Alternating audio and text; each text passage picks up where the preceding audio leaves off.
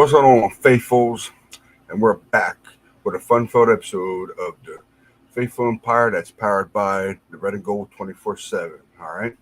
So, and yes, I do have a few people coming in. I just want to get stuff out of the way. So, and we're live on all major platforms: YouTube, Twitter, and Twitch, and Facebook. All right. So please, if it's your first time here, please hit the like subscribe button and turn on all notifications. All right. Okay, since we got that done, now I want to plug out some people. All right, and of course, you'll catch Mav on his convo with Mavocado. That's Twitter handle. His times only on Tuesday nights on YouTube and IG. All right, and of course, you can go ahead and catch Coach Ron on That Nine of Life hashtag That Nine of Life, and that's Twitter handle. There's his times. And yes, I changed it. It's Monday nights. He's still on Monday nights. And he's going to be on Spotify and Twitter. All right. And he will be coming back tomorrow night. Yes. So That Night of Life is back tomorrow night. 10 p.m. Eastern, 7 p.m. Pacific. All right. So he's back. And hope you have Spotify because it'll be on that. All right. So, and plus Twitter. So, okay. I just want to let you know about that. That way you know. All right. And of course, TJ, or not T, I'm sorry. Okay. Drewski, the PySD podcast. Yes. He's right in the middle of moving right now. And he said he's almost done. I mean, he showed the pictures and everything, but he's coming along. So he'll be coming back soon. Okay. And hopefully he'll give us more idea what he's going to do about his show. Okay. All right. So, and of course, I'm going to plug out my guys. GM Mikey has Twitter handle. All right. And of course, TJ. And that's his Twitter handle. And yes, he wants to be known as Parts Unknown from Denver, Colorado. So he's an Ass fan. So him and my wife will get along very well. So, and of course, give a special shout out to Nick Kingsman Welsh. And that's his Twitter handle. He will not be here today, and because he's dealing with some stuff about, I guess he's doing his football stuff still. So basically, he's busy with his family and that stuff. So it's all good though. It's all good. And of course, this man right here is supposed to be joining me. So yes, we will have Paul on here. All right. Last time I heard, he was setting up and everything. So whenever he comes in here, you'll see him. All right, so catch the 49. Sorry about the noise in the background. I'm sorry. Catch the 49 Faithful UK. That's Paul Hope's, of course, that's Twitter handle at Club 85. All right. Of course, I'm going to give a shout out to Denise. That's her Twitter handle. All right. And of course, good old Gav. Good old Gav. And that's his Twitter handle. And of course, Ashley. All right. I hope he's doing okay because I know Nick Walsh told us that he's doing well, doing better, and he's doing good what he's doing now. So I don't get into specific details about it. I'll let him talk about that whenever he comes on here. All right. I know that him and Ashley are very close. So, okay. I don't want to take the spotlight from him. That's not what I do. I don't like taking the spotlight from anybody. That's not what I do. So, all right.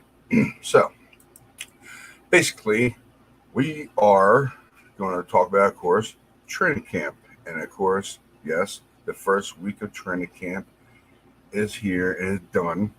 So, like I was going to call it, it's time for it's training camp time. It's time for the grind.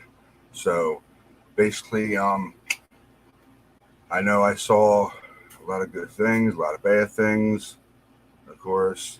Of course, everybody's talking about Trey Lance because everybody got a spotlight on him. So, I mean, that's the way it is, you know. I mean, if you're a rookie and it's your first full year, you're definitely going to be expected to be on the radar of everyone. Everyone's going to give you a radar. Everybody be looking at you, you know, and saying for interruption, sorry. And, you know, everybody's going to have a microscope on them saying to you, oh, I wonder how he's going to do. all the bad stuff we hear in the off season. Now, hopefully, we'll have this good stuff going on. So, but like I said, I got a bunch of some people coming in here, and we'll talk about, I'm sure of. So, and of course, give me a thumbs up if you're ready to go. Thumbs up. Can you see me? Thumbs up. Okay, cool. And of course, from all the way to UK, I give you Paul the Hope. What's going on, brother? What's going on, man? What's up, Ryan? It's been a minute. How you doing, brother? Hey, do my thing. Got my number 5 on for you today, Ryan. Yeah, hell yeah. Got my prayer lance. Oh yeah, exactly what I was talking about too. Before he came on. Yeah, so basically, I know we have some news stuff to get over with, but now I know we have to talk about, well, I know the news right now, one of the worst ones right now. I don't know if he would have been playing, but Maurice Hurst out for the season. The first player to get knocked out of the season. What are your thoughts about it, man? Well, we've said on all the shows we've been doing together, Ryan, that football's a contact sport. It's 100% guaranteed you're going to pick injuries up. If I'm honest, Armstead was the one that I'm more worried about than Hurst. I mean, we've got depth at Hurst's position. Obviously, you don't want to see any injuries, and the fact that it's a season-ending injury, you just kind of hope that that's going to be it for us. But it sounds as if it was just one of those things, Ryan, and obviously everybody who knows me knows I've suffered my own injury misfortunes this year. Sometimes it happens, nothing you can do about it. And I mean, I'm 6 months in recovery, back on my feet, I'm back driving, I'm back walking as normal. But they've told me it was end of the year, Ryan, before I'd be running, but it looks like it's going to be the end of October now. So my heart goes out to Hurst because I'm at the end of my journey and he's starting his rehab journey. But yeah, it looked like he was going to have a good season by all accounts. I know Breezy had broke the news of the injury. That's where I first saw it. But what do you think? Do you think it's going to hurt the team? Well, I know he wasn't even part of the team in the last year, last 6 games. He wasn't on active roster list. So that's why I kept on telling the fellas that as we were going through the season, I said, told myself, one of the guys I knew would be out, probably Hurst. Because he was out for 6 games in a row towards the end. So, I mean, I don't know if I kind of expected that. We would never wish any injuries for anybody. That's the worst thing you could do for any player or anybody, And it's just unfortunate that happens. And Kyle Shanahan is right. This is football, and injuries do happen. They do. And by the way, since you're talking about yours, how you feeling in yours your end? Yeah, I did Shank Club last week. And Nick, I know he's in the comments, he'd mentioned it. Nick? I mean, to be honest, Ryan, it's the first serious injury I'd ever suffered in my lifetime. I'm going to be 42 in a couple of weeks. So, yes, I've documented it on social media. It's one of the worst injuries I could go through. And come out the other side of it. And obviously, pads are due to come on. You're looking around the league. You look at the Bucks, lost their starting centre. I don't know if you saw that video, Ryan, but when he went down, it was absolutely horrendous to see. The scream, the video. And this is what we were saying about the QB positions. Now training camp started, unfortunately, with the NFL. It's going to be, yes, Nick, you weren't following me on social media. But, yeah, you just get that sinking feeling, don't you, Ryan, when you hear the news comes out of Santa Clara that there's an injury. And I have friends who have started their own podcast, the Fantasy Front Office lads, and they sent me a gentle text on Friday when the Armstead news broke saying, wait, what? Injuries already? There's no pads on? And you think, oh, not Armstead. And then obviously, I suppose a good thing for us as content creators following this team, the news about Hurst came out really quickly. So he's done for the season. There's no, you don't need to talk about it. It wasn't like he was hidden away. I think he's ripped, is it a muscle in his bicep? Something pretty serious like that. So his bicep. And thank God Armstead's only out for 3 weeks. Thank God on that. It's not serious as Shanahan says it was. So thank God on that. And the thing is, we've got depth. That's why I'm not. I mean, Shank Club there's just put that we're thin on D line and getting thinner. We signed somebody else. If there's any team in the NFL that can pick a piece up coach them up and insert them into that D-line. It's the 49ers. Maybe that's me with my rose-tinted glasses on, and I'm sat here thinking, I'm not that worried. And that's not a knock on Hurst, Ryan. It's just I'm confident in our team. Yeah, I got you, man. I got you. Yeah, and Joe DL. Yep. What's up, Nick? How you doing, man? Yeah, I was on a shank last week too, and yeah, I tell you, things about news, man. When you get news, you're always worrying about hopefully it won't be negative.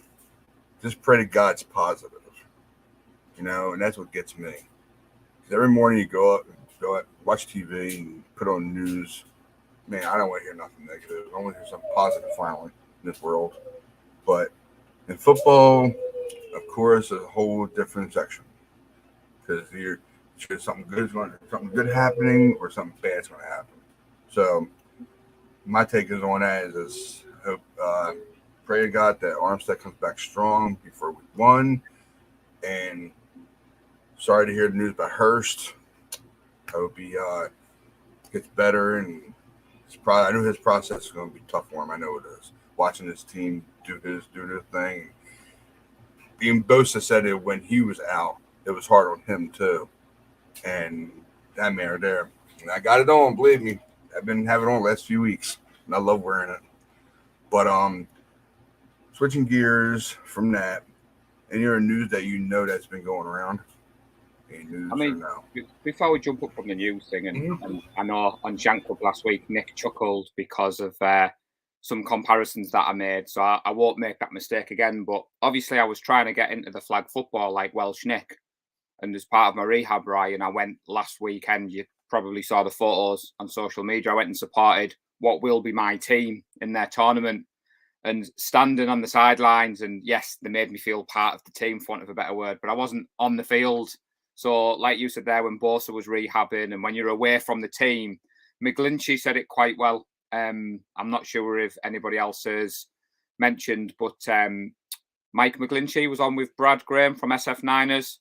That interview was awesome, especially for guys over here on this side of the pond. You talk about news breaking.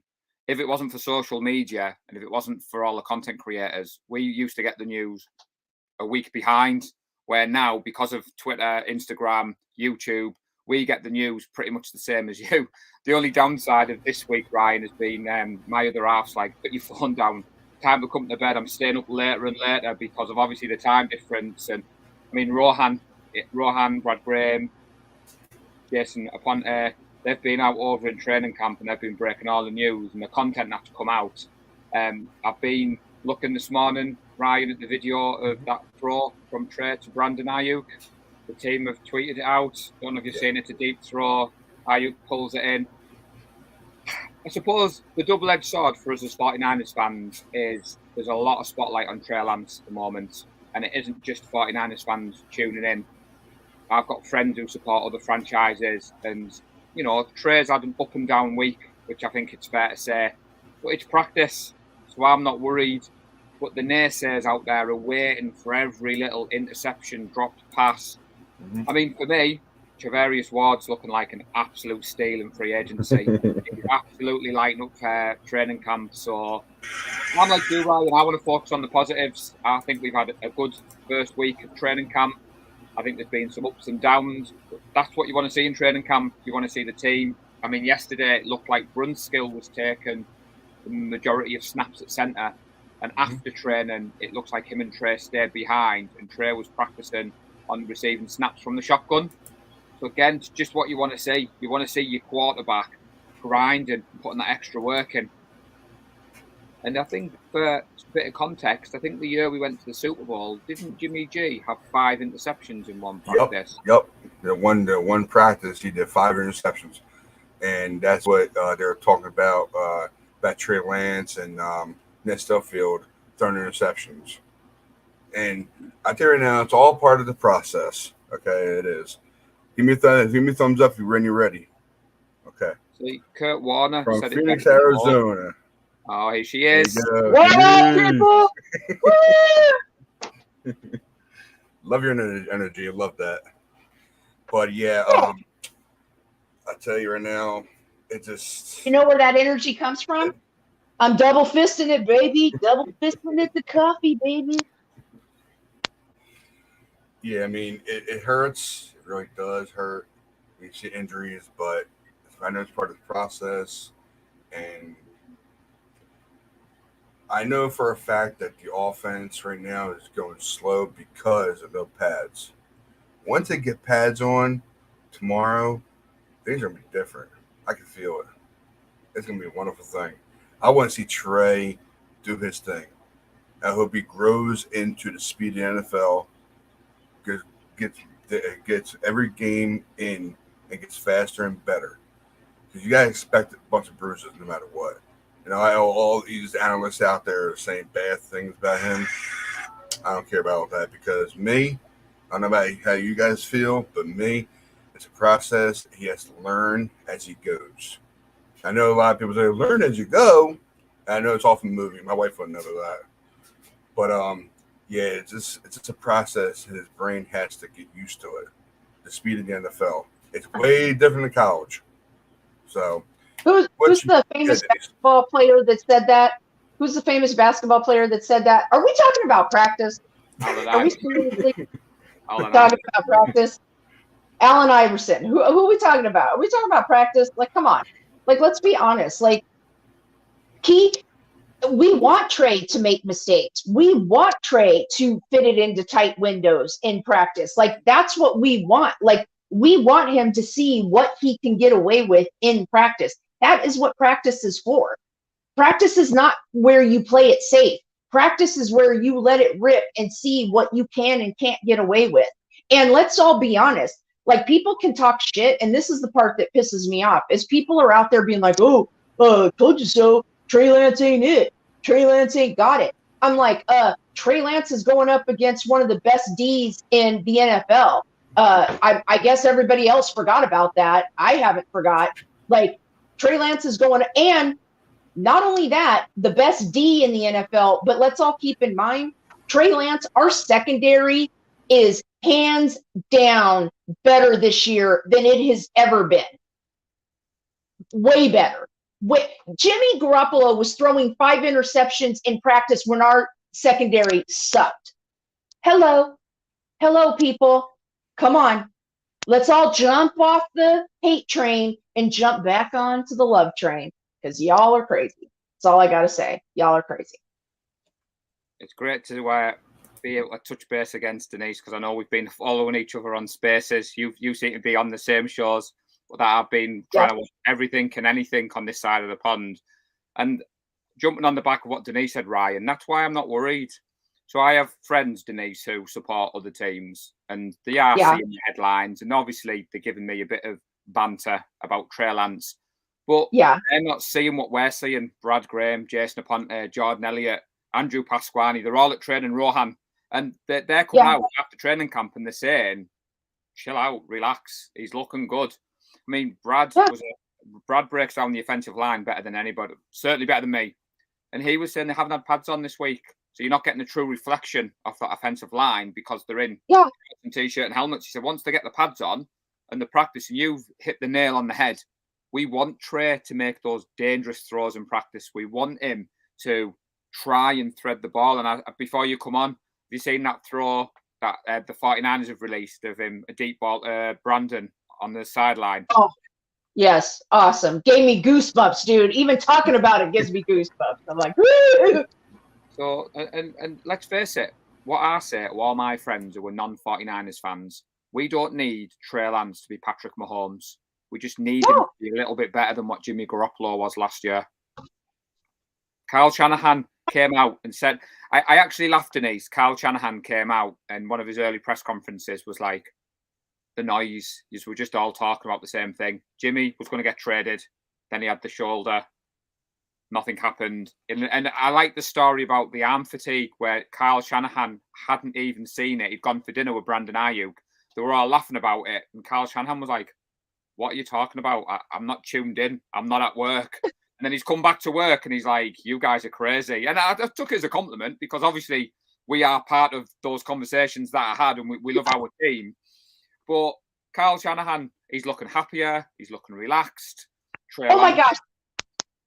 Thank you so much, Paul. Thank you so much for saying that, because I literally, and I'm sorry I cut you off. I apologize. Good. But I literally am so glad. And Ryan, please correct me if I'm wrong. I wanted to know if I was the only at Get 'em Boy Enterprises. I said that to him the other night, because I was like, am I the only person in 49er universe that Kyle Shanahan seems happier? I know I'm a Kyle Shanahan, but I'm like, does Kyle seem happier, or is it just me? Am I losing it? I'm like, have I lost my mind? I'm like, because I'm pretty sure that's actually true, by the way. I'm sure I have lost my mind, but that's beside the point. I am pretty sure that Kyle literally seems happier this year. Like, he seems happier. And I thought I was the only one who noticed, because no one's really said it. So I was like, I didn't say it out loud, because I was like, okay, Denise, you're losing it. No one else has said a word, so you probably are the only person who noticed it. And then when I said it to Get 'em Boy Enterprises, he was like, oh no, I noticed it. And I was like, oh, all right, awesome. I'm like, I'm not the only person who noticed. I'm like, so I'm not going crazy. I'm like, all right, cool. I think I jumped on the back of that thread, that Twitter thread. And to be honest, I have been a bit MIA last couple of weeks, and he's back at work, family stuff on. And I've been watching from a distance with the content, because obviously training camp has started. And I've said it to my friends, Kyle is definitely looking a lot more relaxed. And Gary, who's in the comments, Gary's a good member of the 49er Faithful UK. And like he said, Kyle Shanahan can open the playbook up now. Go back over the last few years, and if you watch where Jimmy misses a wide open throw and it goes to Kyle on the sideline. And I've even heard news coming out of training camp that Kyle's still getting involved and he's still making the odd throw himself. I mean, Kyle Shanahan really wants to be out there, doesn't he? Let's face it. If he could be QB1, he'd be QB1. But he's looking more relaxed. And the way I look at it, Denise, is he is a leader that's leading from the front. And because he's relaxed and he's calm, that trickles down to his team. And he's not come out after practice this week and said, he said, he's a rookie. He's 22 years of age. We've turned the team over to him. None of the leaders are coming out and throwing the toys out of the pram. You know, you're not hearing George Kittle moaning about, missed passes or dropped passes or interception. Fred Warner came out and said, we're here to make him better, but he's here to make us better, talking about Trey Lance. So as a 49ers fan, I'm quite relaxed the way training camp's gone, but I think some of the haters are going to use some of his missed plays in practice. Did you two see that Josh Allen got into it with one of his defensive linemen? I was like, floored when I saw that video. I was like, what the hell? I was like, yo, Josh, I mean, I'm not a Bills fan, by the way. Obviously, I'm on a 49ers show. I love the 49ers. They're my team. But I actually like Josh Allen. I liked him. I wanted us to draft Josh Allen. Josh Allen came out. I was hoping we would draft him because I really liked Josh when he came out. But anyways, that's a story for another day. But when I saw that, I was like, Josh, you need your head examined. What the hell are you doing going up against a 300-pound lineman? That boy's about to rip your head off. I'm like, you need to calm down, son. You need to calm down. Anyways, I didn't know if you guys saw that. I thought that was crazy. No, I did see that. I saw that. I saw the deep ball from Tua to Hill, which the Miami Dolphins fans are rightly so going very crazy about. And it's football season's back. We are all 49ers fans, Denise, but we all play fantasy football. We're all keeping our eye around the league for any, breaking news. I'd even seen some footage, Denise, where Drew Lock was looking decent in training yesterday. He was throwing the ball into the nets. He looked really good, but then he also did one where he missed a wide open receiver. And, if they're wanting to upgrade Drew Lock, there's a certain quarterback that could be available for the right price. Just saying. Right. You know what? I have to, I'm sorry, Ryan. I have to admit to you guys, I was a little nervous when I saw Jimmy Garoppolo running on the field. And the only reason is because I was like, I'm not like most 49er fans. I'll be honest with you. I do want Jimmy gone, but a lot of 49er fans want to hate. And you know what? I appreciate what Jimmy did for us. I do. I appreciate what Jimmy Garoppolo did for us. I appreciate, when he came, let's be honest, we were shit. we were complete crap. Like Jimmy did help turn us around, and I do appreciate that. And I wish Jimmy nothing but the best. But except when he plays against us, I hope we, roast his ass. But with that being said, when I saw him jogging on the field, I was like, oh God, no. I'm like, Kyle, his ass needs to, he shouldn't even be out there. Because what if he twists his ankle running from the locker room to the sideline? Like, we can't have that. Like, you can't even have his ass on the field, because what if he gets hit by a stray ball or something and gets a concussion? I'm like, oh no. It's like, his ass needs to not be on the field. That's the first thing that entered my mind when I saw him jogging on the field. I was like, oh hell no. I'm like, oh my God. Yeah, it did. Okay, I'll shut up now. No, it did seem a strange move from the team. When I saw that myself, I did think that's a little bit strange. And like you, Denise, I've said it on the 49er Faithful UK. I'm not here to hate on Jimmy. I fully boarded the Jimmy G hype train. I bought his jerseys. I wanted him to be the man. And when he came out in February and did that press conference goodbye, that's our most liked tweet on the 49er Faithful UK. We tweeted out a thank you, just a picture of 10, and thank you. That's all that needed to be said. And we've tried not to get involved on the discussion. I know the last couple of weeks the spaces have been very hit and miss. There's been some absolute toxic spaces when you come to this topic. And I don't know why, because it's Trey's team. I try to be a happy, positive guy. I want what's best for Jimmy, like you said, apart from when he's playing against the 49ers. But let's just focus on our team. That's what I want to do. I want to talk about Trey. Yeah. I want to talk about Brandon Ayuk. I want to talk about Ward. I got you. Now, I wanted to pick back off about what Denise said earlier about Kyle Shanahan. Yes, I do see him much happier. Yes, I do. Even press conference, you could tell by looking at his face, he has more confidence right now than he did last 2 years. I can just tell by all the presser. The presser, he has confidence. He's standing at the podium with his hands down. He's just taking all the questions in, and he has confidence in his team right now, and I love it. That's one thing I love about Kyle Shanahan with that pressure. That's one thing I caught from it. And all the other ones were great too. But Kyle Shanahan's presser, that was great. That was a great one. And of course, I know we're going to move on to Trey Lance. I want to talk about Jimmy for at least 1 minute. Okay. You see, I knew you were going to get that. I knew you were going to do that. You see the sideline, him running on the sideline, him pressing? Yeah. I saw that too. I'm like, oh boy. Some people are going, a lot of announcers are going to have a lot of talk about that. They're going to say, I was watching, I'm like, why is he doing this for it? And I realized, you know why? Because he's still on the team, and they can't find a trade partner. So it's either going to be released or whatever. But from my thought on that, if they do it, they're going to put him back up. That's if what happens with Trey Lance. But I pray to God that Trey Lance does good. Believe me, people. I want Trey Lance to go forward and stay with us forever. I do. But just seeing him on the sideline running back and forth, he's trying to show off. He's trying to show off of what he can do still. I'm sorry, go ahead, Denise. I'll finish that. Go ahead. No, you're fine. The only thing I was going to say, I honestly hope that does not happen. Not because, like I said, I'm not like most fans. Like, I'm not over here like seething, like, oh my God, Jimmy Garoppolo. I mean, do I think Jimmy Garoppolo is an awesome quarterback? Like, I'm literally like, I wouldn't even say I'm in the middle. I'm more leaning towards like, I don't even know how to describe it. Like, I don't think Jimmy is great, and I don't think Jimmy Garoppolo is average. I think he's a little below average. So I think he's, just a step below. Because my thing is with Jimmy is like, when you need him to step up the most, that's when he seems to make a mistake.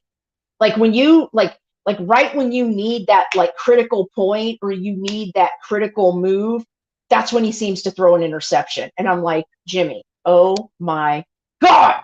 Like, you couldn't have thrown that like the first quarter. Like, you had to throw it like with 4 minutes left in the fourth quarter. Like, what the F are you doing? Looks like he does better under pressure than anything else. That's what a lot of people are talking about, though. I understand that. I watched it to myself. I'm like, what the hell? What kind of guy is this? What kind of quarterback is this? We don't want that kind of quarterback. We Yeah, want I'm him like, to play from the first minute on, and perfect. You know. So nothing, Jimmy. You want to talk about Jimmy G, Paul? You good? I was just going to say the one thing you've got to give him credit for, Denise, and we used to say on the 49er Faithful shows last year, the 49er Faithful UK, once Jimmy got that bad throw out of his system, he bounced straight back. You got to give him that quality. You know, he turned the ball over and he'd go straight back in. And it is something you want to avoid, but hopefully Trey sitting under that year under Jimmy has seen some of the traits that you want Trey to take. But yeah, I think we're done talking about 10, Ryan, personally. I was waiting for you to say something. I was waiting for you to cut it. six Sundays until football. So I agree. I agree with both of you 200%. The only thing I want to finish with is I'd like to say that I hope they don't keep him as a backup. And the only reason I say that is because I don't want Trey to feel like he's looking over his shoulder. I don't want him to feel like, oh shit, if I make a mistake or I screw up, my team is going to be like, well, we got Jimmy here and Jimmy took us to the NFC Championship. Why aren't we putting Jimmy in? I don't want Trey to feel that way. And I think people say they don't think it'll mess with his confidence. I think it will, even if Trey doesn't come out and say it. I think it'll mess with his confidence. That's all I got to say. Yeah, and we need the money, Denise, for other areas. You don't want a former starter as your backup. So I agree with you on that. I hope. Thank you, Paul. Well, that's it. It's true. You know, Debo's deal hasn't been signed. Bosa needs to be paid. If Jimmy's off the books before the first week of the season, we get his cap space this year, and apparently we can roll it over next year as well. So, do you guys think Debo signed before Monday? Well, personally, I hope he doesn't sign until the 2nd of August because John Chapman's running a giveaway, and you have to guess the date.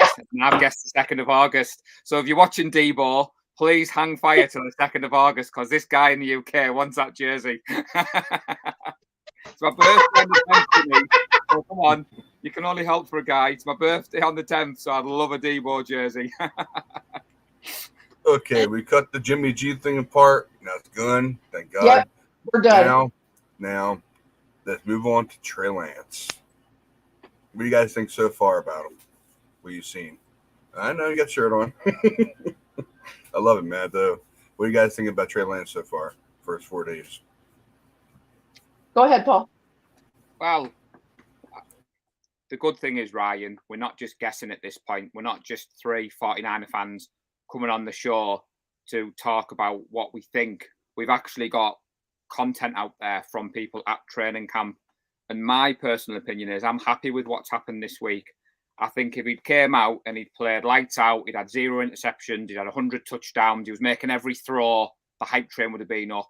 I like the fact that he's had a bit of adversity already. I like the fact that he hasn't been perfect, but he's been trying to improve.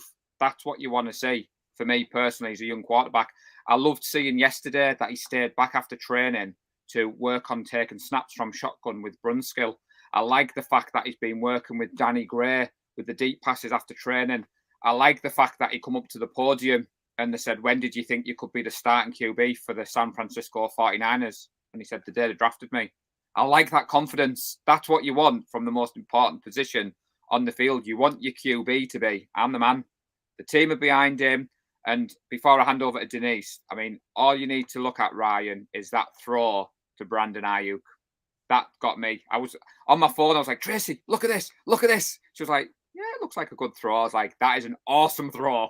That is what we're going to be looking forward to this season. Oh, absolutely. Good, Denise. Head. You go next for one. I'm not even exaggerating. That throw gave me goosebumps. Like, it literally gave me goosebumps because I don't know about you two, but how long as a fan have you been waiting to see throws like that?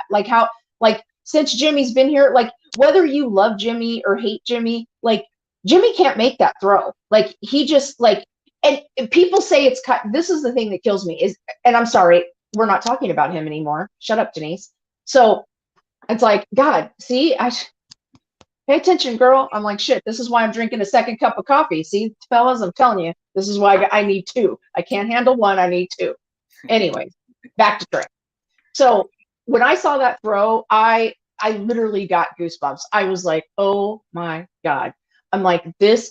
And I don't know if you saw my tweet, Paul, but I literally, like, before that throw even happened, I said the connection between Brandon and Trey is going to be so sick this year. It is going to be off the chain because they not only are they personally close, like they're, and I loved when Brandon Ayuk came out and said, well, when I first met Trey, he gave me a bunch of dirty looks.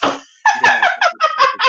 He was like, that boy was giving me dirty looks and I didn't really like it. I was like, oh my God, that shit was so funny. I was like, that's awesome. And Trey's like, I don't even know what he's talking about. Trey's like, I don't know what he's talking about. But I agree with Paul 200%. Trey is confident. He's slinging the ball around. And what I like about Trey is I love his humility. Like, even though he's confident, he stays after and works on his game. Like, he is not like, he has confidence, but not to the point where he's like, okay, this is someone I can talk about. He has confidence, but not to the point like Kyler Murray, where he's like, oh, I'm so flipping great. I don't have to watch film. I'm so flipping great. I don't have to stay after practice and do anything. That's what I mean. Like, there's a difference between being confident and knowing, like, I'm good, but I still have a lot to learn. Like, I'm good, but I still have all these areas to work on. And God help us. Like, if Brunskill is the person who's going to be center, they need a lot of work. They literally need a lot of work. Like, they need, because I know for a fact a couple of Trey's passes that were bad were because of poor snaps.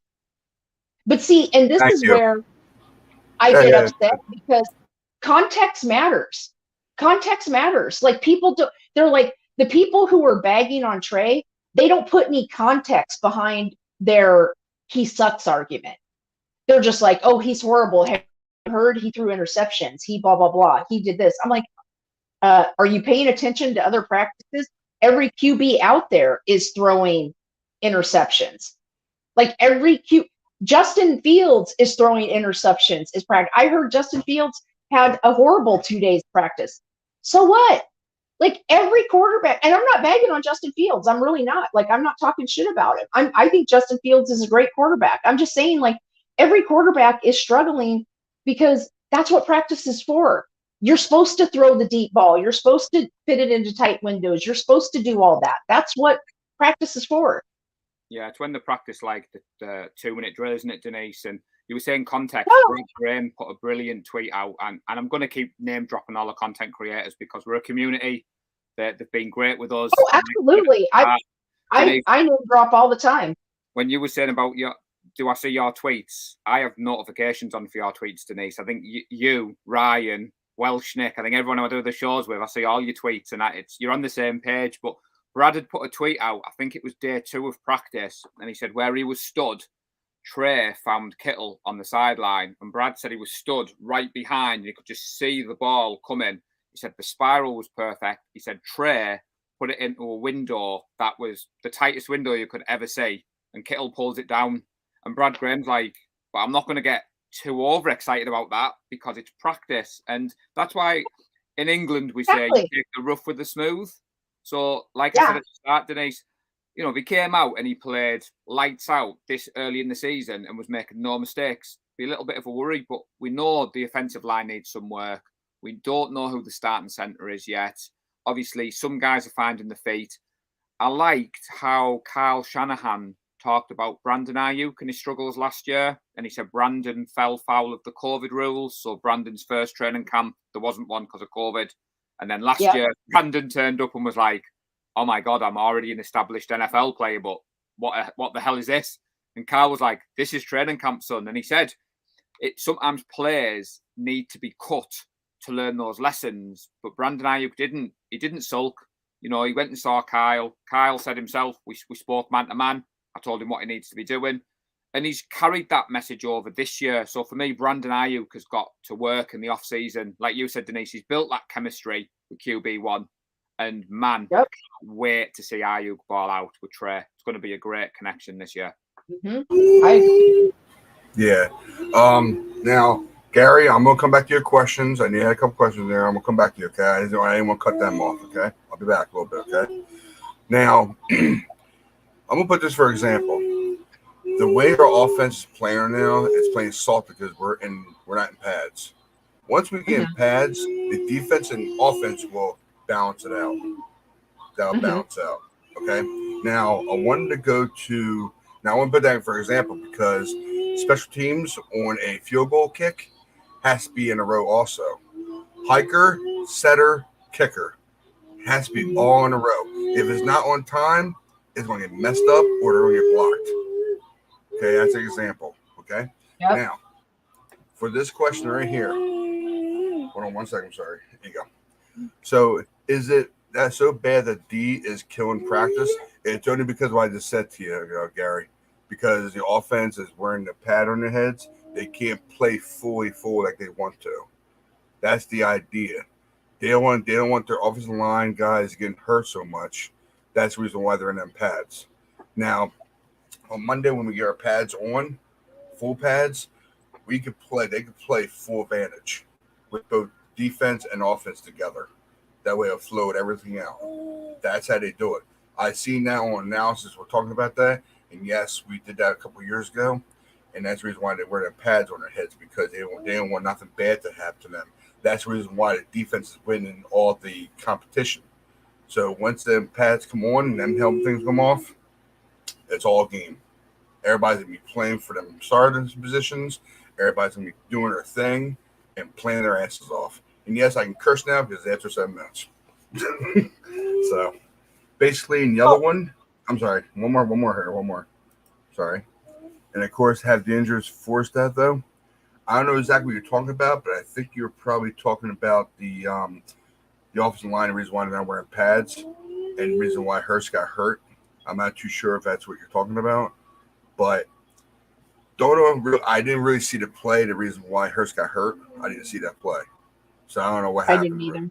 Yeah, so basically about Armstead too, when he got hurt bicep, I don't know if that. I'm sure it was probably during practice or it was during him warming up or anything, doing the pad drills. I don't know if it was doing drills or the pads, so I'm not too sure. So if you know the answer, bring it right up in the chat. I'll bring it up for you, okay, man? Thanks a lot, Gary. Yeah, guys. No, I was just going to say that me personally, I'm excited about the defense because what I think is okay, let's say, let me piggyback off what Paul said. Wouldn't you guys be worried if nobody was picking off Trey? And because we were all excited about the new secondary, like, wouldn't you be worried if like no one was picking off Trey? Like Trey was making every pass and everything was perfect for the offense. Wouldn't you be a little worried about our defense? Like, wouldn't you be like, what the hell's going on? Like, I would be, you know what I mean? Like, if the offense is killing it and the defense isn't getting anything accomplished, I'd be a little nervous because we've got a top 5 defense. So if Trey was killing us and like the defense wasn't doing anything, I would be really nervous about our D. I know exactly where you're going with that, though. I know exactly where you're going with that. So it's offense is actually killing defense. Uh-oh. What happened to my thing? Oh, my computer's messed up on me. Okay, I got it. I'm good.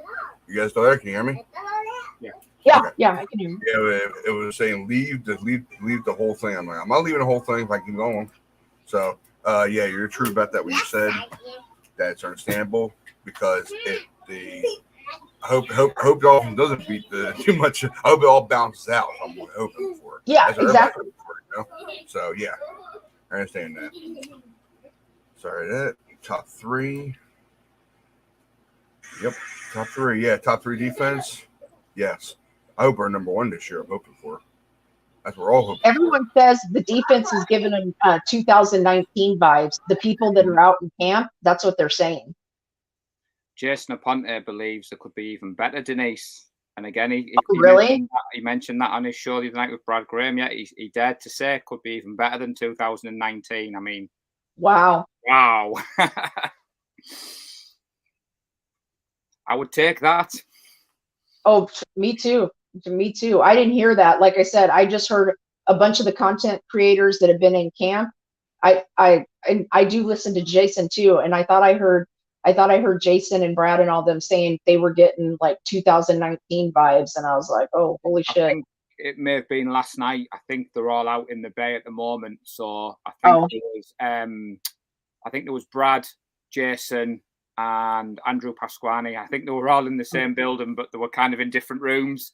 So it just timed perfectly for me last night because we had a rare child-free night. So I went to the cinema with Tracy to see the Thor movie. And when I came out late, I've got all the notifications on my phone for the shows, and they'd actually gone live.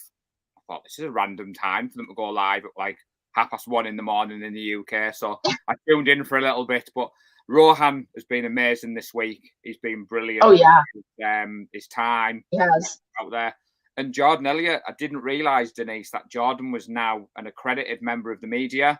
And to see David Lombardi, I didn't notice that either. You know, props to him, by the way, for getting accredited and being out there. That's awesome. Did you see David Lombardi had tweeted out saying Jordan had a good first day as an accredited member of the media? And you think that's someone who is started off just like us guys, just doing podcasts, talking about the team that he loves. He's put the hard work in, and I felt a sense of pride when I saw that, Denise. And Jordan was out there on yesterday thanking people like myself, you know, messaging him, and he hasn't got too big for his boots, for want of a better word. But to go back to Ryan's point, we can come on here tonight and we can talk about the 49ers because those guys are at training camp and they're sharing their thoughts with us. And it's not a big secret. It's not, you're not in the club. And my social media's got into meltdown though with that throw. I'm not going to lie. I've shared it a few times myself. So I make no apologies to my non-49er friends. If you don't like it, just mute me or unfollow because there's only going to be more coming. It's all love here and no hate at all. That's one thing I hate absolutely. doing is talking about hate. I hate talking about hate stuff. I really do. That's the reason why a lot of people are on spaces and talk about hate stuff. I hate doing that. I'm sorry. So if they're talking about hate stuff on there, I'm not coming on there. I'm sorry. I'm not coming on there. I'm sorry. That's the way I feel. Well, I was watching the Eric Crocker show the other day, Ryan, because he goes live on the morning on the East Coast, I think it is, but it's about 3:00 in the afternoon in the UK, so it's absolutely perfect timing for me. And he opens up a forum, like we're on the show now. It would be like us putting the StreamYard link in the comments and letting fans come on and talk with us. And Eric always gives fans 2 minutes at a time. I've never had the guts to go on yet because Crocker's like an ex-NFL player and he has some big hitters like Dion on there. But some guy went on the other day and he was talking quite well, I thought. And some guy in the comments was calling us all casuals and you're just fans and what do you know? I was thinking, what do you mean? What do I know? Like, what do you know?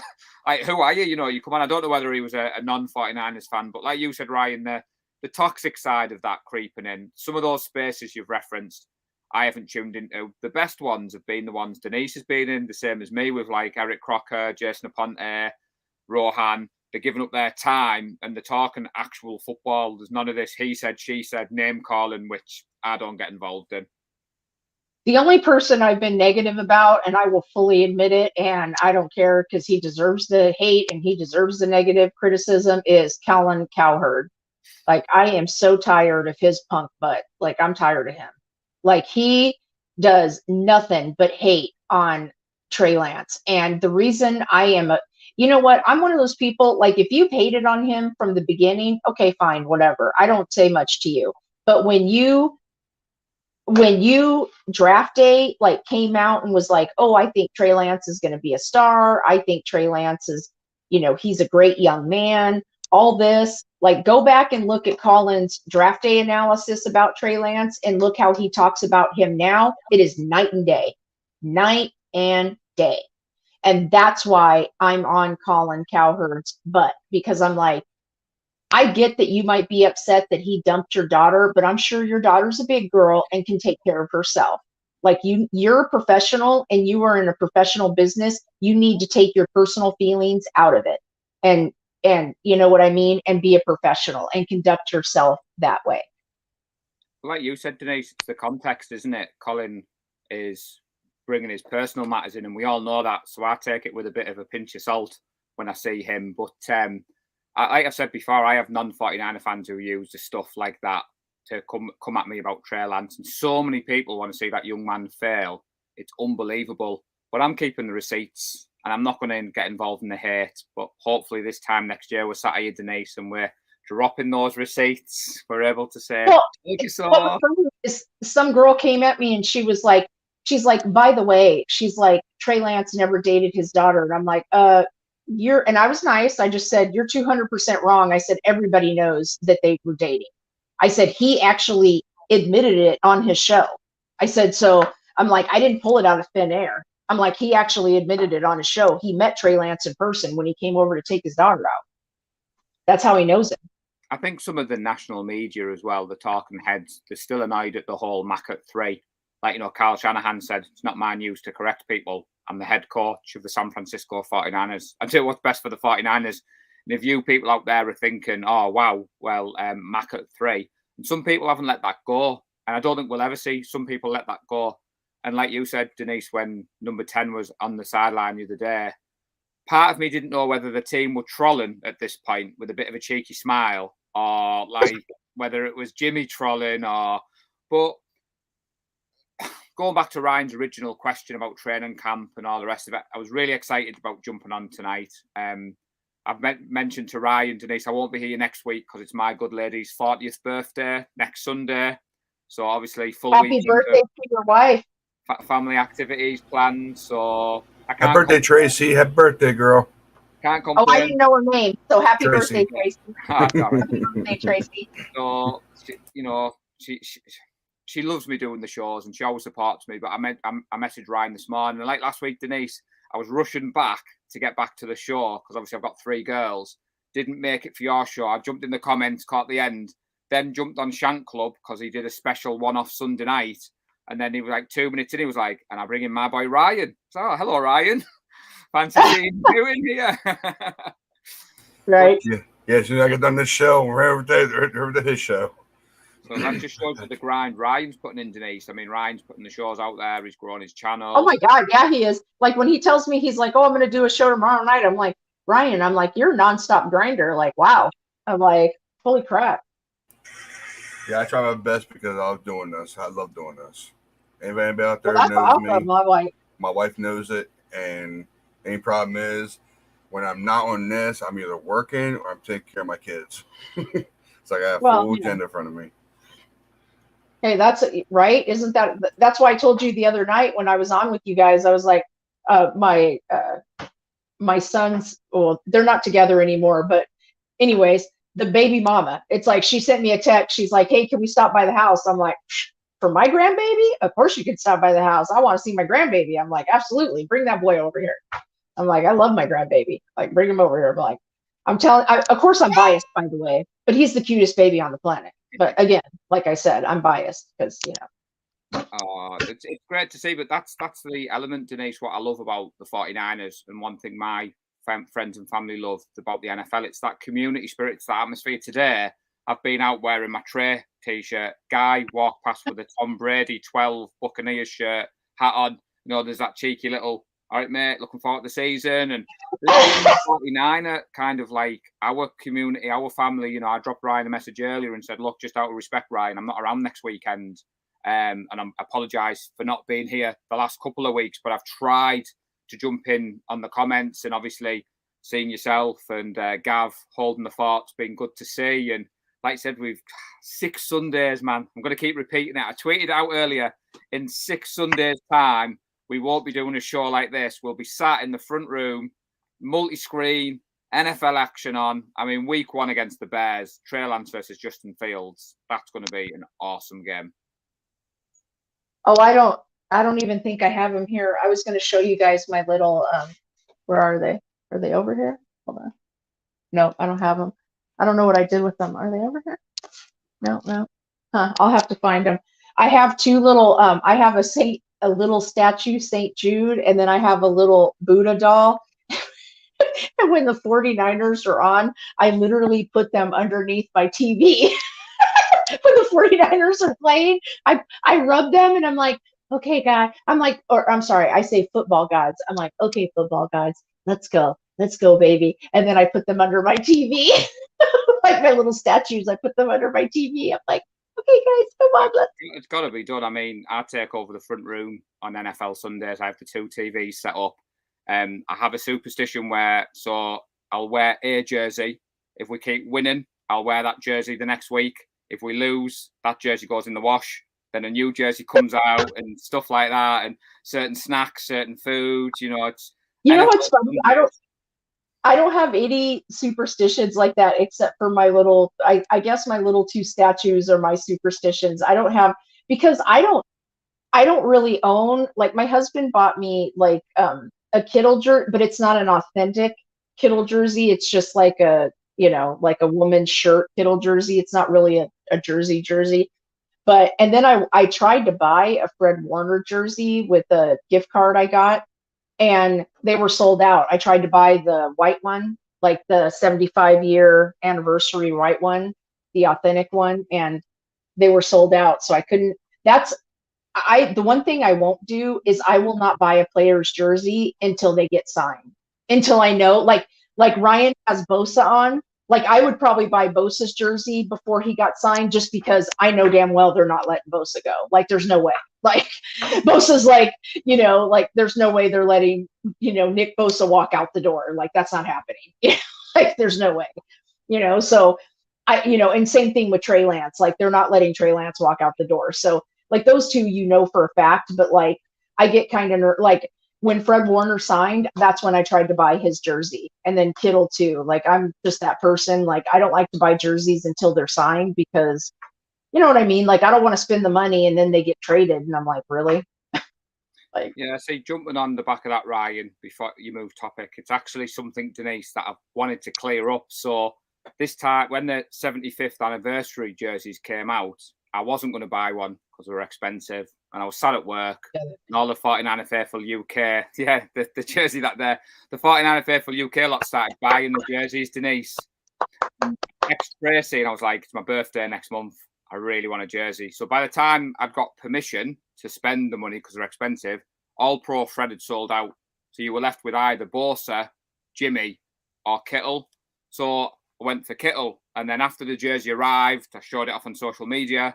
It became very clear that 99% of the 49er Faithful UK had also bought 85 jerseys. So when we had our meeting, we all had George Kittle 85 jerseys on. So we coined the phrase Club 85 just as a bit of a tongue-in-cheek, just to kind of like take the mick out of ourselves a little bit. And one of the guys has just bought an All-Pro Fred jersey in our group, and he flexed it in the Facebook group, and he was like, oh, not a knock on Club 85, but I'm starting Club 54. I was like, I'll be in every single club. I'm not just exclusively Club 85. I want all the jerseys.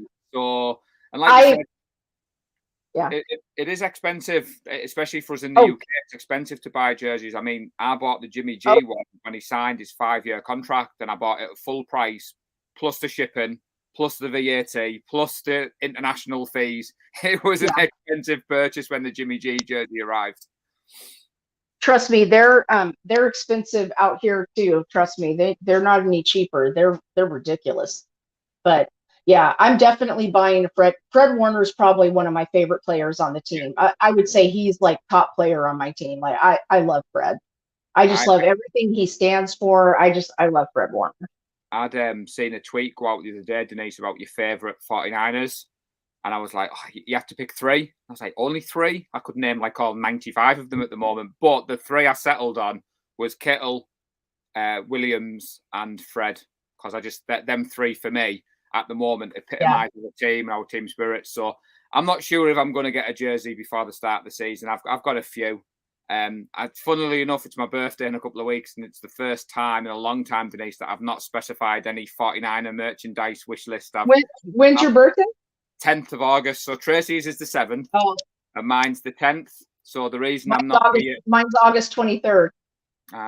See, August is the best month. So the reason I'm not here next weekend, Denise, is I'm taking Tracy and the girls to see The Lion King at the West End in London, which is something she's always done. So very cool. Because we're in the northeast of England, it's about a 5-hour trip in the car, and it's quite expensive, London. But it is her 40th. And that picture Ryan showed of the Kittle jersey, that's what Tracy got me for my 40th. So, and we know that's what awesome. jerseys cost. That's awesome. Yeah, mine's 21st. Oh, is it? August, yep. See, Ryan, 21st. we get along so well because we're right there. So Ryan, And you know what? Think about it. That's all of us. We're all August babies. We're like, August babies, August babies. We've all got our superstitions. And yes, I don't know if Paul knows it because I don't know if I actually shared it to anybody else. But I did a show a while ago, about a few months ago, before I met you. I don't think I met you, Paul, yet. I don't think I have. But I mean, on this, I'm talking about. I know I've met you before that, but on the show and everything. My superstitions, if you want you guys to talk about your superstitions, you can. But mine is that I don't wear no 49er gear at all during games. Oh, That's really? That's the way I am. Wow. I watch the games, but I don't wear no 49er stuff at all. I wear regular clothes. That's all I do. But after the game's over, if we win or lose, I'll put something on. oh yeah, I we're won't not wear losing. during the I always game. play. Yeah. I During the always game, I won't wear nothing like that. I'll wear clothes, yeah, but I won't wear no 49er gear. That's what I mean. So that's interesting. I Let's say know. superstition. It's just more because the NFL on a Sunday here, it starts at 6 o'clock in the evening and finishes at really ridiculous time.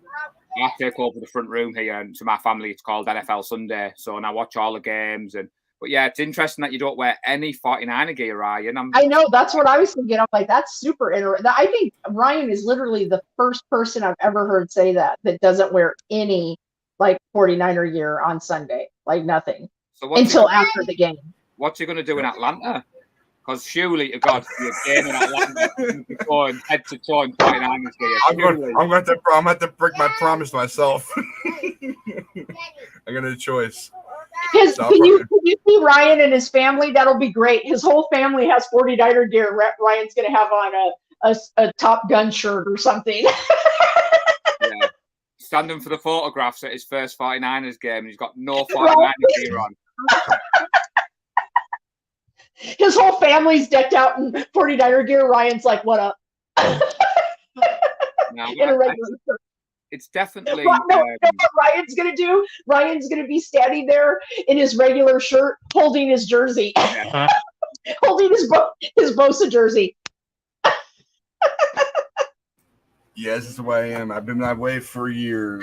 Oh no, I'm just teasing you about the Atlanta game. That's cool. Oh, okay. So yeah, I'm just teasing you about the Atlanta game. So yesterday, Ryan, we went to a big shopping centre over here in the UK, Metro Centre it's called, about an hour away from where we live. It was one of the first times in recent I didn't have any NFL gear on at all. And I must have saw so many NFL fans in East where if I'd had a jersey or a hat on, I'd have been able to talk to them. But I thought they'll just think who's this weird guy in a plain T-shirt coming over to us. But sometimes in the UK, just because they've got NFL gear on doesn't mean they're a fan. So in some of the Facebook groups I'm on, I'd seen a guy yesterday saying he's a 49er fan. He'd seen a Packers fan in his shopping centre and he'd gone over and said, oh, what do you think of Aaron Rodgers? No receivers. And he said this guy was like, yeah, I don't know what you're talking about, mate. I just bought this T-shirt because I like it. And it's like, oh. So that'll be Ryan, you see. Ryan will be at Atlanta with no 49er gear on. And no 49er fans will talk to him. He'll be like, I do a show. I talk about the 49ers. And they'll be like, whatever, mate. You're not wearing anything. You've got nothing on. I'm wearing my hat. Here you go. You wear my hat.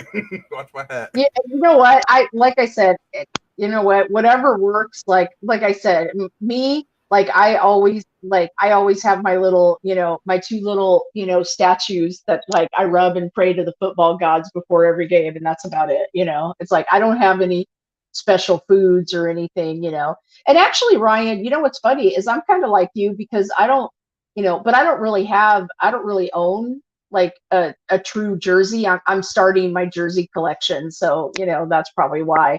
But I am like you, Paul. I take over the living room like when it's NFL Sunday. Like I wake up and I watch all the games. Like if our game like starts later on in the afternoon or whatever, I leave, I put on whatever game's on. Like if it's the Chiefs, I watch the Chiefs. If it's this team, I watch that team. Because I'm one of those people, I like to see how the other teams are doing too. Like I like to see who else is doing well or who else is struggling. Like I like to watch the other teams too. Well, I love football, and obviously I think, you've just started following me in the last few months. So what you'll notice is on game day, I'll tweet a picture out with my setup. Eric Crocker actually reached out to me last year, Denise, on Instagram, and was like, that setup is sweet. And I thought that was pretty awesome coming from a content creator. Yeah. So like I make a thing of it over here, Denise. Like I said, we don't get football all year round. So when NFL Sunday starts, it's definitely a big thing in the UK. And you've got your fantasy football, the group chats are going off. I did say this time last year that I was going to cut down my fantasy football teams. However, since going in the Scott Fishbowl, I've increased my teams to a ridiculous amount. So I think on a Sunday, I'm going to have to spend a lot of time to reset my lineups because I keep getting invited to leagues and I keep agreeing. I'm going to have to say no more. Anyone watching, do not invite me to any more fantasy leagues. I'm at my limit. I can't cope with any more drafts. I did my first fantasy league last year. I'm not very good at it. I actually didn't finish too bad. I think I finished 3rd or 4th last year, something like that. Yeah, I take too many 49er players. I do it all the time, Denise. I think, right, can't take too many 49er players. And then I end up with Trey Lance, George Kittle, Deebo Samuel, Brandon Ayuk. And I'm like, they're the best players in the NFL. You want to know who actually like put me over the top last year? You guys are going to laugh. I hardly had any 49er players, but who really put me over the top last year was Scary Terry from Washington. Yeah, he's good. So like I said, I've got friends who just do fantasy football, who like the NFL for that. And I've got 3 friends from my hometown who started a podcast about fantasy football. So they don't obviously talk like we do about a team. They're talking fantasy and it's massive. I mean, I don't even know how I got invited to the Scott Fishbowl, Denise. I do Let's Talk Sports, and the guy who hosts that is housebound with cerebral palsy. And a few of us had tried to get him in, basically, because you nominate people. That's how it works. And then I just received an invitation through via email to say, congratulations, you're in. And I was put in a division with like some proper paid fantasy analysts. So I think I've done an all right job of drafting. I'll see how my team goes. I reached for Mitchell. I took Deebo. Got to have a couple of 49er players today in your fantasy team because why not? You've got to make it interesting to watch. You'll have to let me know how you do this year. Well, I think we're having a league, aren't we, Ryan? Aren't the Faithful Empire and Red and Gold? Don't we have a league? A fantasy league. Fantasy league, I think Money Man's probably going to put that together. Well, that's in my quarter. I've already accepted the invitation, but I know the league isn't full. So if Mav's watching, get yourself in there because I do like taking part for the banter. I don't do money leagues. I don't do it for the money. I do it for, like you said, when I'm sat at home watching. If I'm watching the Chiefs play the Chargers and I've got Justin Herbert in one team and I've got Patrick Mahomes in another, it makes the game interesting. So, but I do watch all the games as well. Yeah, I do too. Anything else you want to discuss, Ryan? Yeah, sorry, going back and forth and stuff here. Yeah, and plus I wanted to add too. I don't eat nothing, or I may drink my drink whatever during the game. That's another thing I wanted to add too. I don't eat nothing though. That's the way I am. The thing is, it's because it's from 6 o'clock at night here till like 2 o'clock in the morning. You have no choice. Yeah, it's all part of the ritual. So I've got to eat, man. I've got to drink. I got you, man. I want to share. Now, Paul, you share something about Ruby, the skating picture. Oh yeah. Do you want me to post that? I don't mind. I shared it. That's why I just want to make sure you go with it before I did anything. Okay. I didn't want to post it unless it was your, I know it's your picture. That's the reason why I didn't want to do anything to you like that. I wouldn't do that to you. Daddy, look. So here you go. I see it. Rubes. So for a bit of context, I'm not sure. We live in a small town in the northeast of England, so skate parks are non-existent. And Ruby and Jasmine have scooters. And there's a skate park opened up about 25-minute drive away from our house. And Ruby was at a birthday party last Friday, and it's the first time I've seen a proper skate park, and it was awesome. And I share it because obviously she's 9. I've mentioned on the show before with her special needs and her autism. So for her to do something like this, it's awesome. But yeah, anything that I post, Ryan, on social media is available to share. But when you said you shared something about Ruby, I had to think there because I do share quite a lot on social media for people who follow me. And I'm not going to apologise about that. Yeah, I know. I got it, Denise. I'm That's sorry. super cute. Oh, I was just saying, why should you apologize? Like, that's super cute. That's awesome. Did she have a good time? Yeah, so she wants to go back with Jasmine, my stepdaughter. So Jasmine is the one, Denise, who's taught her how to ride a scooter. Jasmine's 12. Jasmine gets all the kudos. She's got so much patience with Rubes, and yeah, it's good for riding the show. And obviously, you've all seen my tweets and my posts, and I'm a proud girl dad. Yeah.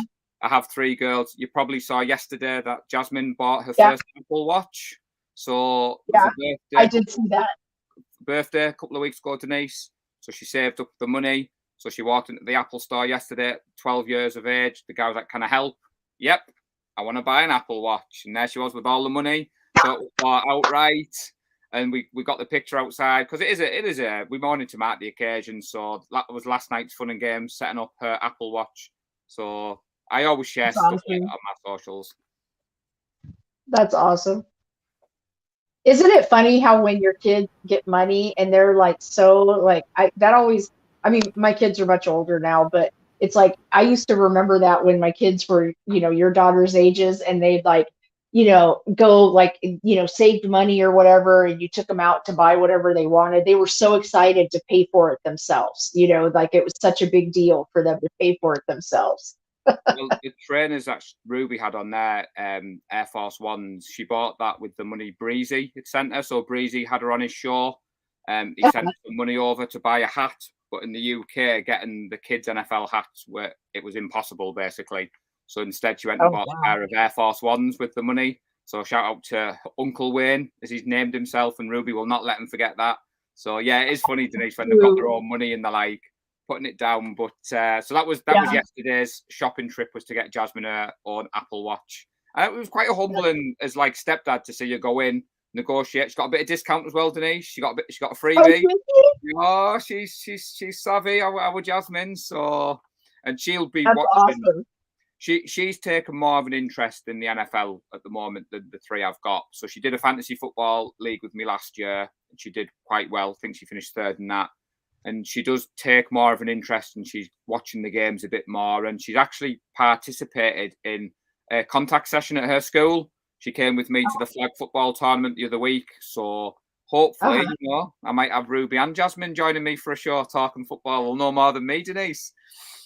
That's awesome. That's so cool. That is so cool. I don't know if you guys are interested or not, but all the faithful out there, I will be going live for the games from preseason all the way to the regular season, just so you guys know, okay? I will be going live, and I will try to be streaming on here with the game if possible. If I can't, you can watch it from your own respective houses, like we talked about before.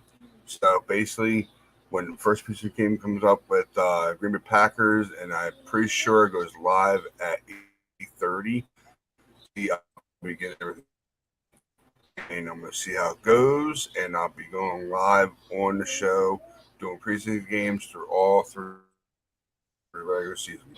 Okay, just know that. Now, since I got that out of the way, how much more time you guys are good for? Just let me know right now. Paul, Denise, how long you guys good for?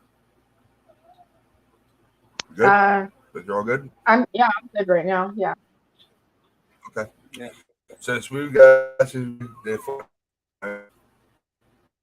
fall set. You're breaking up. Yeah, I didn't catch that last bit. Talking rambling. What was your guys' favorite TV show growing up? You guys got me?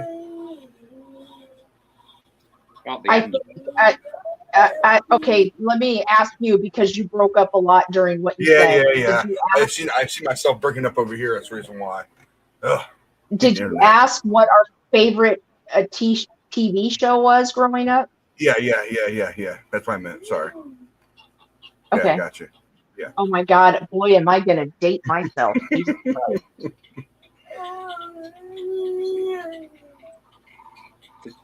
Difficult. You two are gonna look at me and be like, "What show?" Huh? You're like, "Oh, you mean when dinosaurs roamed the earth?" Yes, that's exactly what I mean. Okay. I can tell you right now, You want to know what it is? My favorite show growing up, when I used to come home from is Happy Days. I still watch it to this very day. It shows on Pluto TV. I love that show. I love that show. Yeah, Paul.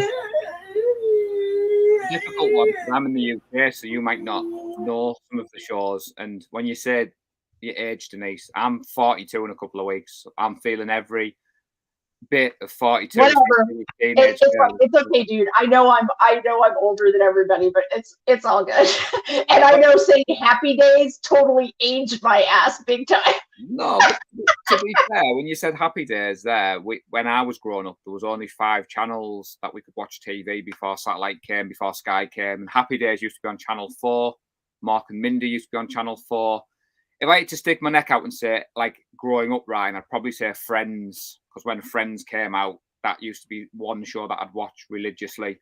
But with my American football hat on, TV show-wise, recently, Friday Night Lights, I've watched that show so many times, and I can watch it over and over again. And I think a lot of people in the UK got into football on the back of that show. Coach Taylor and the 5 series were awesome. So I've actually started Tracy on her Friday Night Light journey as well. So she's enjoying it so far. I'm going to have to watch it. I've never watched that show. Yeah. And it plays over here, but I've never watched it. I really enjoy it. I think if you're a football fan, the book was awesome. So come on, Ryan. You've heard ours. What's yours? Paul, I'm surprised you didn't say You've Been Served. That's a UK show. I'm very surprised you didn't say that. My wife loved watching that show. She loves watching it. You've Been Served. Well, when I was on the locker room rant the other week with John V, they were all like, "Are you a Harry Potter fan?" I was like, "Nah, not really." And to be fair, where Tracy works at Durham University, Durham Cathedral is where the film Hogwarts. So if you're a Harry Potter fan, it's like the Mecca, and it's lost on me. So as you've probably gathered with my love for the 49ers, I quite like all things American. So TV shows over here in Britain, we're not great at making TV shows. Downton Abbey's not too bad, I suppose, for you, for the Americans. And that You've Been Served, no idea what that is, to be fair, Ryan. Wow. I love Harry Potter. I love Harry Potter. Love it. I don't mind it. It's just when I was on, Denise, I'd stayed up to like 2 o'clock in the morning. John V brings me on. Obviously, I have a bit of banter with John V. And then Tony, who's a Bills fan, was like, "Paul, I want to ask you a question." And I'm thinking, right, NFL, get your head on. 49ers. And he's like, "Harry Potter." And I was like, "Oh, I've stayed up till 2:30 in the morning to talk about Harry Potter." Well, it was all good. The locker room rant boys. Oh my God, that's awesome. It was great to go on there with them and John V. But I didn't watch a lot of TV growing up, Ryan. I was very sporty as a child. I was out playing English football. I was running. I was out with my friends. But obviously, when you get to your 20s and you start working and coming home. So when Denise said that there about Happy Days and the Fonz, and I was thinking, I know that show. I thought you were going to say some show that I had. I have no idea what it was. Yeah, Denise said it last on Red and Gold that she liked Criminal Minds. Oh God, I love. My wife loves watching that show. Yeah, I think she loves that more. I think she loves that more than You've Been Served. But there's 3 of them she watches a lot when I come home from work. It's either Criminal Minds, You've Been Served, or Psych. There's 3 right there that she likes. I've heard Psych is really good. I've never watched it. It's funny. It's funny. James Roday, I forget one of our guys' name is, but James Roday is one of them. He's a psych guy. It's very cool. Very cool. It really is. It's very funny. To be fair, Ryan, if Tracy could join us now, she'd probably say that I need to watch more TV that isn't Brad Graham, Jason Aponte, Red and Gold, Faithful 24/7, Shank Club, NFL stuff. She's like, "You watch a lot of that stuff, Paul." I was like, "Yes, I do." Yeah, I watch some TV. I do when I get time. You know, I watch some TV, but other times I'm either working or I got to pick my wife from work or take care of my kids. You know, this right here, I love doing this though. I just love doing it. You know, and I know you guys been waiting for mine. Mine growing up, definitely number 1 to me is probably 18. I like that, Ryan. Wait, which one? The 18. The 18. Oh, that. Now, see, I used to like that show too. I love that show. I did when I was growing up. I turn I was- into Yep. Ted. No, go ahead, Ryan. Go ahead. 18. I had MacGyver. Yeah. Oh, Night yeah. Rider. Talking about MacGyver. On a Saturday, Ryan, in the UK, on a Saturday afternoon, it used to be the A-Team, Knight Rider, and Airwolf used to be like and as a young British kid at about 8 or 9 years of age watching like the A-Team, where when you look back now, nobody ever gets killed. There's no blood. The same plot line every week. However, you know, I lapped it up every week. It was the same storyline every week. But yeah, man, it was awesome. The Star Wars, Back to the Future. Like I said, from an early age, when I look back through my old family photos, I can see the American influence growing up. And I'm surprised it took me so long to get to be honest, and what it did. And where now, I don't know if Gav mentioned it last week, but the women's football tournament's been on over here in the UK. England have got to the final. Spoiler alert, watch none of the games. I'm not interested.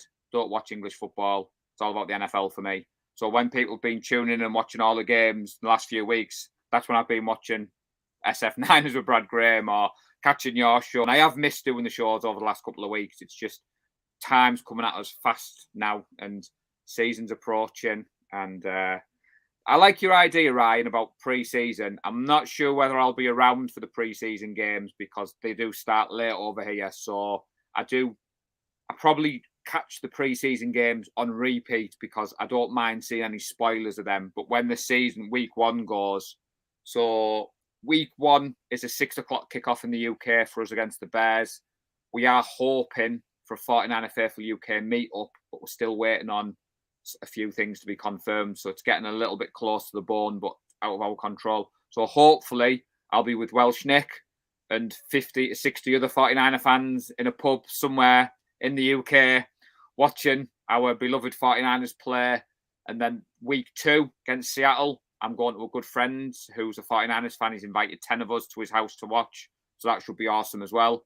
And then after that, it'll be like week 3, 4 onwards, I'll be at home. So I'll probably be able to join you for them. But I don't know how you're going to do a show watching the game, man. I'll go through every emotion under the sun. I might have to have my camera off, microphone muted. You know what? It's funny you say that, Paul, because that's exactly what I said to Ryan. I was like, oh God, I'm like, I don't know. I'm like, dude, I'm a psycho when I'm like, you guys think I'm wild on a show? Like, oh my God, like when the game's on, I'm like my husband literally is like, he'll tell me, he's like, babe, they can't hear you. Like I am yelling at the TV. He's like, they can't hear you. Like, calm down. Like they can't hear you. I'm glad like, it's not just me. Tracy's the same, Denise. But like when I'd done my injury on the morning of the NFC Championship game, the 49er Faithful had set up a Zoom call for us to watch the game together. But none of us were talking. We were just all glued. And every now and again, you'd be like, yes, or no, or like, rah. So it was like when Ryan proposed, Carl from Shank Club, he proposed it. I think Ryan and Carl did a live watch and he invited me. And I talked it over with Tracy, Denise, and she was like, don't think the world's quite ready to see you, Paul, jumping up and down, screaming and shouting at the telly. So maybe leave Ryan and Carl to do that one and then see how you go next season. You know what? That's me, dude. I'm psychotic. I've told you the Green Bay game, Denise. It was on late over here. Tracy was in the kitchen getting me some drinks and refreshments, and they missed the field goal just before half time. We were getting beat 7-0, and I was celebrating like a touchdown. Tracy come running in. Have they scored? I was like, no, they've just missed a field goal. It's still only 7-0, and she was like, so they're losing 7-0. And I was trying to explain it to her how it was a good context. And then she went to bed. Then the next morning, she was like, did you win? I was like, yeah, we won like 9-7. She's like, what? I was like, yeah, don't ask. We won. That's all you need to know. By the skin of our teeth. Hey, we still beat Rodgers in Lambeau, though. Yeah. I'll take any win in Lambeau over Aaron Rodgers. I'd have took a safety to beat Aaron Rodgers in Lambeau. Yeah, I mean, what was that score again? You said, Paul? 10-7 or 9-7 or last year when we were in snow. Yeah, I think because we got 13-10. It was 13-10. And I was going to say it was 13-10 because it was 10. Yeah. It was tied 10 up. It was tied. They tied it 10 up. So yeah. I was like, I should know. I just literally watched that game a couple days ago. I got a bit giddy, Denise, because one of my good friends is a Rodgers super fan, and he didn't speak to me for about 2 weeks after we beat them. But I know it was close. But the context of the story was, like you said, for non-NFL fans who watch us lot watching the games, I do go through the emotional roller coaster. You do, and yes, they can't hear you, but that's part of our fandom. You're going to shout, you're going to cheer, you're going to, I've never thrown an NFL pass in my life, and I sat on the sofa with my NFL football at home, and I'm like, got my jersey on, and But you said there, you remember that game. I remember the George Kittle play against the Saints. It takes you back to Edinburgh. The bad players. I remember the Brian Hoyer. I made you chuckle the other week. The Brian Hoyer pick 6 against the Rams on a Monday night, purely because it was 1:30 in the morning in the UK. And I debated, should I go back to bed? Because the game's over after 7 seconds. And now those are the players that you remember and we talk about and we share. You want to hear what's funny? You know that, again, this is why I love Kyle. The two like football play things I remember about Kyle, like I remember Kyle, like the one time when Kyle was like, when George Kittle was breaking and he looked at the ref on that play and he's like, he's going to break, blah, blah, blah. He tells him what George is going to do. And he's like, he's not going to let him out. Watch. And the ref is like looking at Kyle like, you don't know what you're talking about. And it literally happens exactly the way Kyle said it was going to happen. And the ref's like, ah! And I'm like, yes. I'm like, that is my coach. He is the best. I'm like, that play. And then the other play, which wasn't it's not good, but I loved it because Kyle was like, are you fucking serious? And he like literally goes over to Jimmy on the bench. And like they said, like you could hear Kyle telling Jimmy, he's like, can you do this? That's all I need to know from you. Can you do this? And I was like, mm-hmm. And that's like, a lot of people don't like that, but that's what I love about Kyle. But that's what I liked about Jim Harbaugh too, is they wear their emotions on their sleeve. Like you can see like in a game when Kyle's like super pissed off, when Kyle's super excited, when Kyle's like, oh my God, like, I just love that. I love that about coaching. Like, I love, like Robert Saleh, when he was like jumping on the sideline and like, all over excited. I love that stuff. Like that shit gets me like super excited. I love that. Well, that's what we're saying. That's what it trickles down from the top. And you were talking about Kyle Shanahan there, Denise, and things like that for the UK fans. We don't see that in the UK sports. Hard Knocks, when the mic'd up. That play you talk about, I'm chuckling because I remember it well. Shanahan explains what's going to happen. But when you said that there, I don't know if you've seen, a few Broncos fans have started getting a bit giddy in my mentions on Twitter because they've got a quarterback now. Let's give them the props. They've got Russell Wilson. They've come out under the rest, started tweeting. But one of my friends who's a Broncos fan clearly hadn't seen the Kyle Shanahan interview when Shanahan said it's Trey's team. And he jumped into a discussion on Twitter and he was getting owned by a lot of the 49er fans. And I just DM'd him, Denise, and I was like, you haven't seen that interview.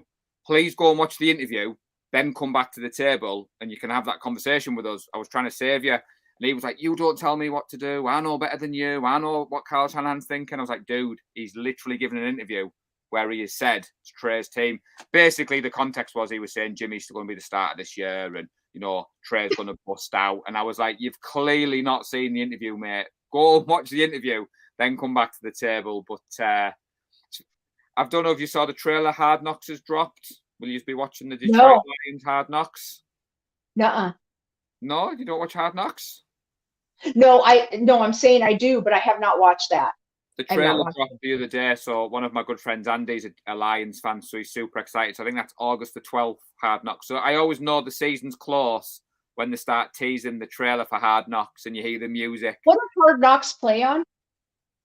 Well, over in the UK, we get it on Game Pass, but I don't know what it'll be. Is it HBO in the States? I don't know whether that's right, or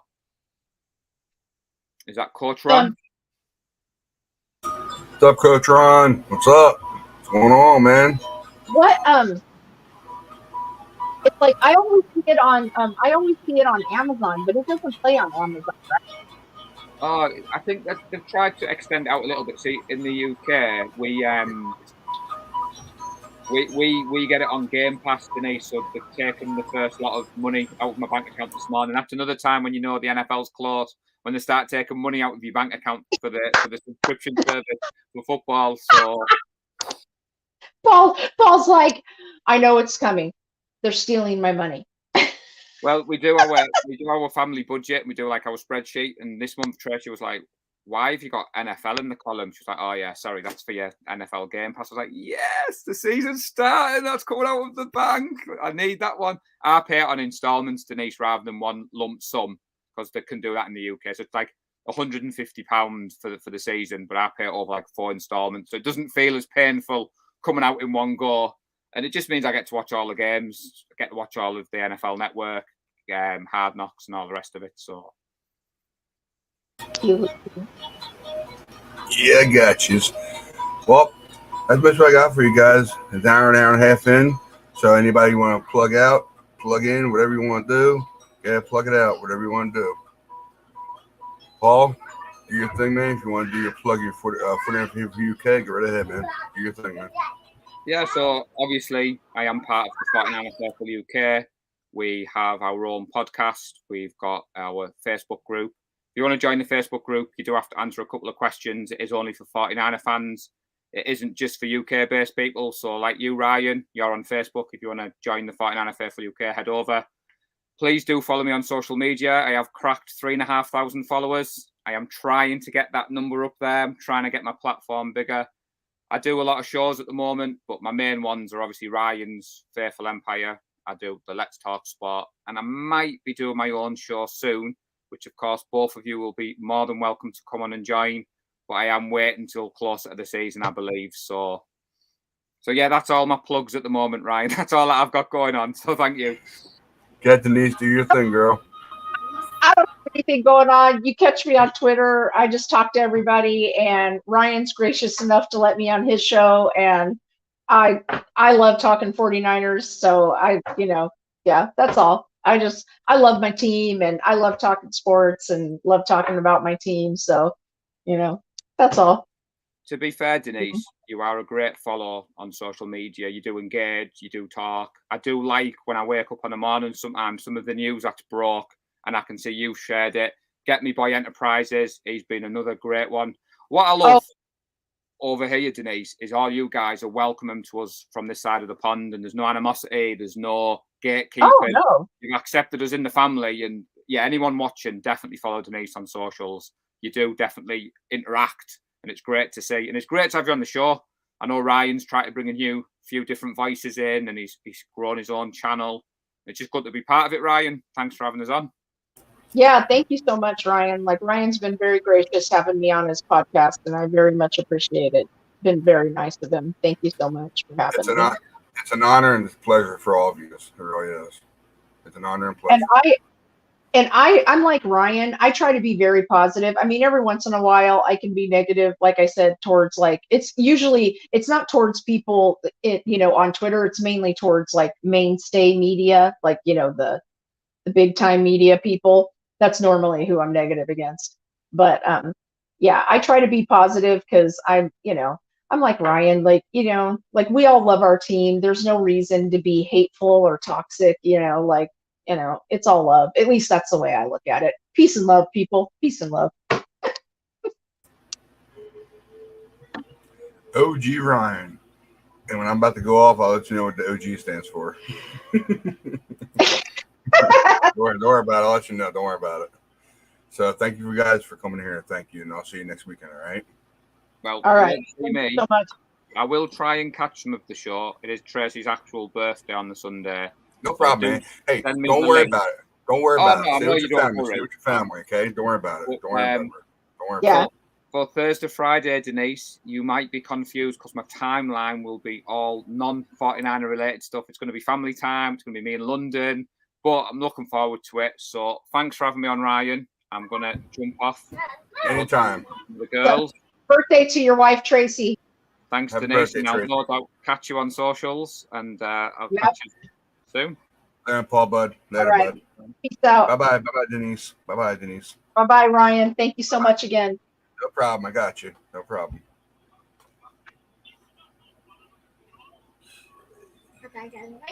See you. Bye-bye. You say bye-bye to everybody? All right. Gonna say hi. Come here. Say hi before I get off. Say hi.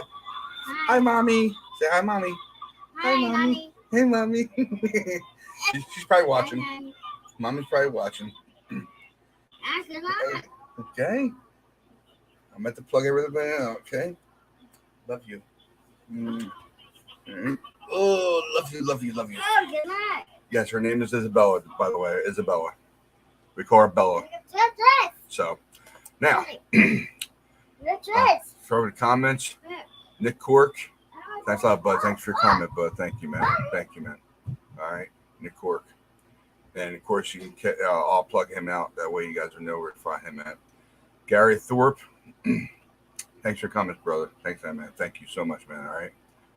And, of course, my guy from That Night Alive. Of course. And, of course, I'm going to let you guys know. Coach Ron and basically the OG. I'm sure everybody knows about OG, original gangster. I'm not doing that now. I'm doing it OG, and it is, of course, the old giant. Old giant. So basically, I put in a chat at the OSG, call it the old silent giant. So yeah, basically I'm the OSG, old silent giant. Now you guys know. Okay, so basically I'm the oldest one out of the whole crew. That's why most likely called me OG Ronnie. So thanks a lot, Coach Ron, bud. See you tomorrow night. All right, see you tomorrow night. And yes, Coach Ron will be back tomorrow night. Okay. Daddy, wash your hands. You wash your hands? Okay. 1 second, okay? 1 second. Okay. And of course, thank you for watching The Faithful Empire that was powered by the Red and Gold 24/7. All right. So, real quick, catch Mav on a convo with Mav Cato. That's his Twitter handle. There are times on Tuesdays on YouTube and IG. And of course, yes, he'll be back tomorrow night. That Night of Life. All right. Hashtag That Night of Life with Coach Ron. That's the times. Monday, tomorrow night. Of course, and Mondays from now on on Spotify and Twitter. Okay. So, okay. And of course, Drewski on the BISD podcast. All right. Coming soon. He's coming soon. GM Mikey. TJ. And of course, Nick Kingman. There you go. Got you. Okay. All right. And of course, Denise. All right. And of course, Frank Club NFL. All right. You catch him. I don't know if he's doing Saturday next weekend or not, but he might be back next weekend no matter what. All right. All right. So thank you very much. We're out of here. Keep the faith. Never lose hope. All right. We're out of here, people. Later.